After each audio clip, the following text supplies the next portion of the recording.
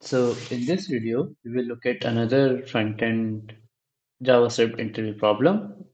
And in this video, we will be implementing a task runner type of class or an application wherein you specify how many concurrent tasks you want to run, how many concurrent operations you want to run at a time, and then um, only those set of operations will run at once at a particular set of time, and when one operation succeeds, the other operation will get in queue should there be any more operation left to perform.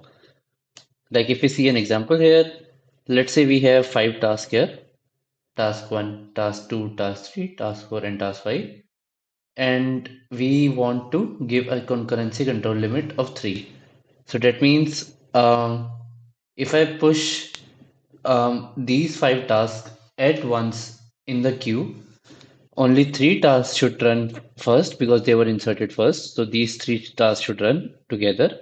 And when one task gets completed in any of the tasks gets completed in the queue, the fourth task should run. And when any of the T1, T2, or T4 task gets completed, the fifth task should run.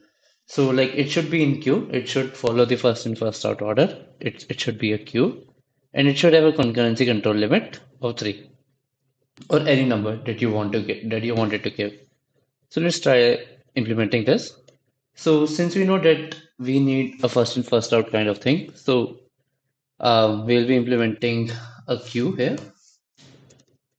This constructor will take in limit, and then we'll specify the limit here to the limit.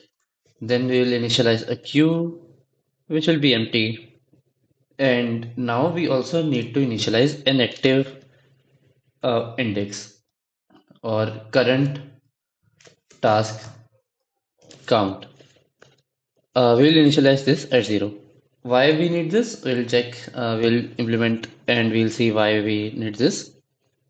So now we have all the things that we will require.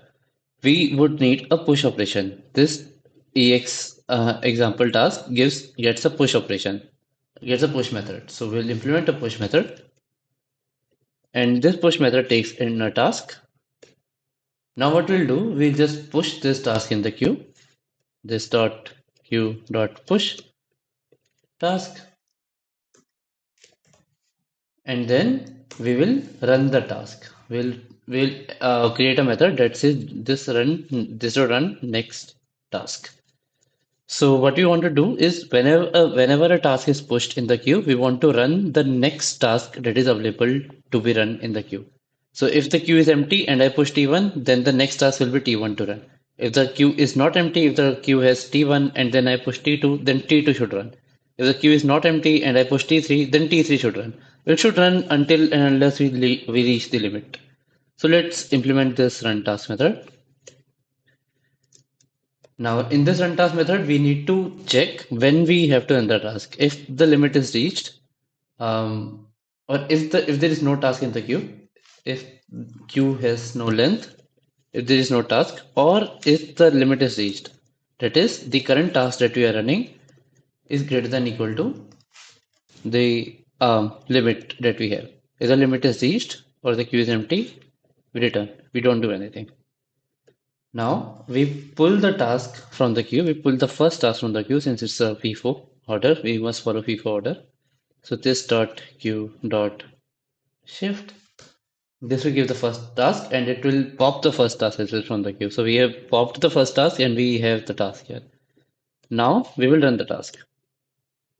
We will wrap this inside a try catch just in case if any error happens in the queue while we run the task. And we'll make this async.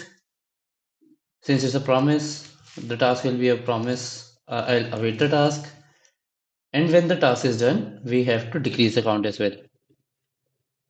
We have to decrease the count as well, right? We also need to do one thing. We need to increase the count. Since we are running the task, we need to increase the current task count that we are running,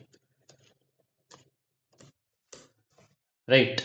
And when the task is done, we have completed a task, then we decrease the current task count, and then we run this operation again. This dot run task. Why? Because like when the task is run, we want to run the next task that will be available to run in the queue. Now let's run the code and see if it works. All right, so we'll verify.